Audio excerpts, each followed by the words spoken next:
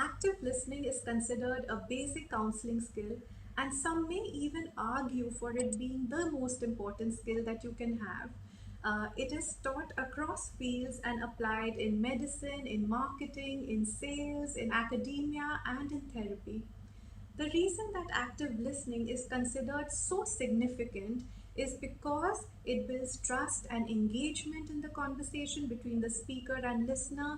It leads to positive interactional outcomes. It creates conversational satisfaction and, in fact, can broaden perspectives for both people involved. As a teacher, your role is often one of giving information with regard to the courses that you teach. Active listening would require you to do a 180 and place yourself now in the role of a listener, one who is receiving information from your students. It can build self esteem if done well, it can create a space that is safe for the student to express themselves and express their concerns. Active listening is generally attributed to the work of Carl Rogers and client-centered therapy, also known as person-centered therapy.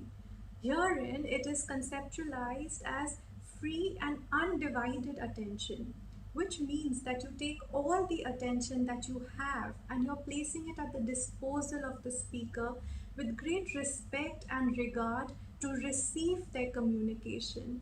By free and undivided attention, he also indicates the role of distractions and the role of minimizing these distractions to create better engagement with the speaker.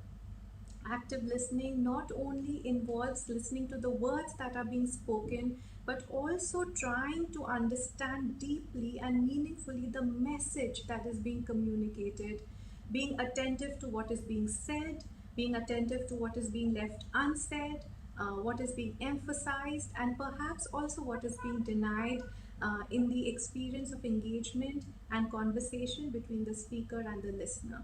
When it comes to your students, active listening would involve for you to take the role of one that is attending and listening with respect to their experiences and creating a positive, safe space for discussion. In the words of Carl Rogers,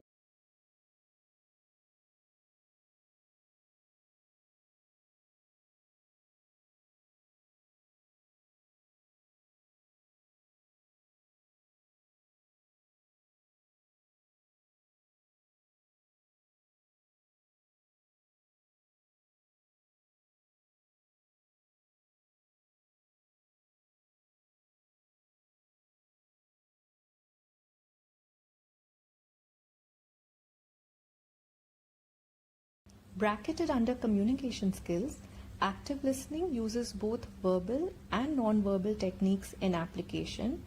It involves affective, cognitive, and psychomotor components, which means it involves reflecting of thought, of feelings, while also using certain gestures such as hand movements or head movements. Listening is a fundamental linguistic skill. It comes under communication skills. To remember these components or how to apply them better, you can list them as hurrier, or the process whereby you hear, understand, remember, interpret, evaluate, and then respond to the speaker to cover the active listening process. Add value to both formal and informal learning. The components indicate that when we move beyond passive hearing, we are able to tap into the emotions and thoughts of the speaker better and respond in a mirroring manner or an appropriate way.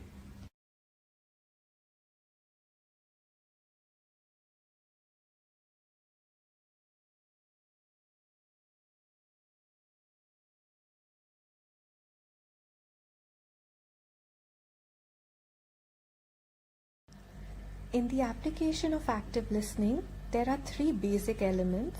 1. You express interest in the speaker. 2. Refraining from judging what is being said or the content of the message or the person who is speaking, in this case your student. 3. Asking appropriate questions as and when required. These questions are not to judge or evaluate or gain more information, Encourage the speaker to keep talking and sharing what is on their mind. You can consider them as 3 stages for ease: attending, following, and reflecting. The first sub-skill, or attending, this will continue all through the conversation that you have, but to understand it with ease, I've bracketed as these 3. Now in attending, the attention that has to be paid is to one's own body language. It is in setting the tone for the conversation. So your body language needs to be attentive, and you need to take care of your posture. Is it leaning too much towards the person, too away? Your gestures, are they threatening the person? Are they limited? It also means that facial expressions need to be regulated and eye contact needs to be maintained. Facial expressions, at times when we are concentrating, we may tend to frown or nod or shake our heads too often. This could count as a distraction. Even in eye movements, they need to be consonant to what is being said. Eye contact needs to be maintained in a manner that does not create further discomfort to the speaker. Taken together, this would involve putting your phone away, scheduling time with the student in advance to minimize distractions or noise, avoiding crossed body language, and maintaining eye contact and distance in a way that is comfortable for the both of you. The aim is of creating a place to allow your student to communicate with you more honestly. Second, use what are termed as following skills.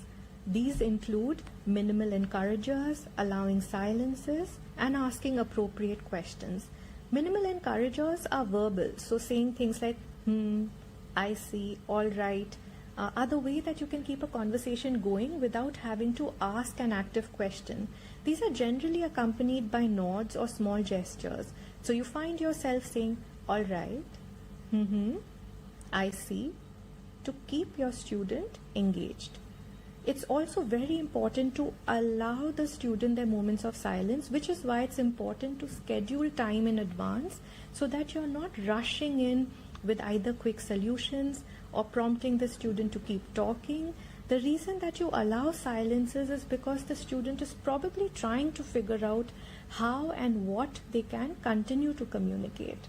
Very important to ask appropriate questions at a relevant time. So instead of frequent questioning such as tell me more and why did this happen or what did you do, it's better to pace them, ask only to keep the conversation going, and to have them be more open-ended in questions like how did that go, how did you deal with that, can you tell me more about this. Such questions encourage the speaker to elaborate their thoughts better than close-ended questions which traditionally are answered as yes or no. Thirdly, you can use reflecting skills for active listening. These include paraphrasing, reflecting, and summarizing. So for example, if your student is trying to explain why they could not submit their assignment and are telling you about the challenges that they are facing at home, perhaps financial difficulties of their parents, unavailability of certain resources such as place or privacy to complete their work, paraphrasing would sound like, I see that you are going through a difficult time currently. What this means is that we extract the gist of what has been said and reflect the content back to the speaker. This helps your student feel heard and allows you to check that you're following information correctly. It also encourages them to open up more.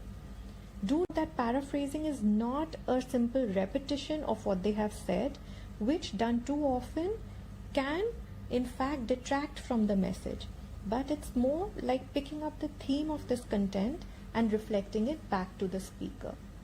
Now in the same situation, if the student is talking about the challenges that they are going through currently, but the undertone is one of anger, or they are expressing that they feel angry during these days, and this is the reason behind a lot of the work that they haven't been able to submit, when there is a pause in the conversation, you can reflect the feeling more than by saying something like, it sounds like these circumstances are upsetting you. So here you're reflecting the emotions of the speaker whereas in paraphrasing, you were focused on the content of the conversation. Both aim at encouraging rapport, they both keep the conversation going, and they both help keep track of the information being received, which means that you're able to cross-check your understanding with what your student is. Perhaps if you reflect back the term upset, they are more likely to check whether it's correct or help you understand, more than upset, this is stressful for me. In both cases and in asking questions, it's very important that these techniques are used in an appropriate amount. Even though they are effective, they can backfire if used too much or too often in a conversation. As a teacher, you are probably already very familiar with the skill of summarizing. You might be ending your lectures by recapping what is covered, and that is essentially what summarizing is as a skill as well. When a certain content has been covered, you summarize to help understand for yourself and to let the other person know that you have received what has been said. Now, this is done to briefly cover the information already discussed, and in active listening, it further communicates that yes, I have been respecting what you're talking about, I have been paying attention to what you're talking about, and I have understood what you have been trying to share with me. While talking to a student, ending a session or a conversation with summarizing what has been said is very handy. Returning to you can summarize the expression and the experiences of the student by first expressing gratitude to the student for trusting you with their concerns, which shows a regard and an attending to their experiences. You can then touch upon what was spoken and perhaps ask them in what possible ways they might come up with solutions in assessing this current circumstance.